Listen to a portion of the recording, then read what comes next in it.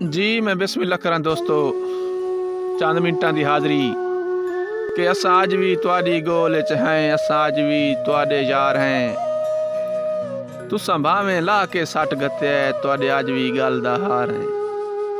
मंगो जान तो भी हाजिर है, कदा कर दे असां इनकार हैं। अगे वांग जनून है गोगे शाह, अगे वांग करेंदे प्यार हैं।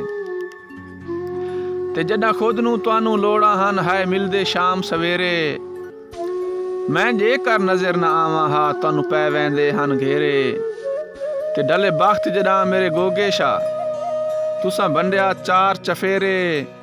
औखे वक्त च छोड़ के मल गए हो, चंगे लगदे हाय तुसां मेरे। जी मैं बिस्मिल्लाह करा के तैं यार ते केड़े शिकवे हैं, मेरी अपनी किस्मत माड़ी हाई।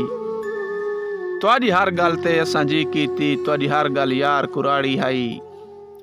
ते तुसां तक के मेरी गुरबत नू ओ मेरी जिंद चा सीख ते झाड़ी हाई। तुहाडे वायदे ना असां गोगे शाह, तुसां तां साडी झोक उजाड़ी हाई। जी मैं बिस्मिल्लाह करा के तैथू निखड़ के इंज पिया लगदा है जिवें हथ चौकाठ च आ गए। इसे दर्द दे विच निपड़ी के चन मेरा दिल शोदा घबरा गए। ए सदमा मौत तू घट कहनी, मुक मेरी जिंदगी दे सह गए। चेहरा जर्द हो गया है गोगे शाह, दुख जिगर दा खून सुका गए।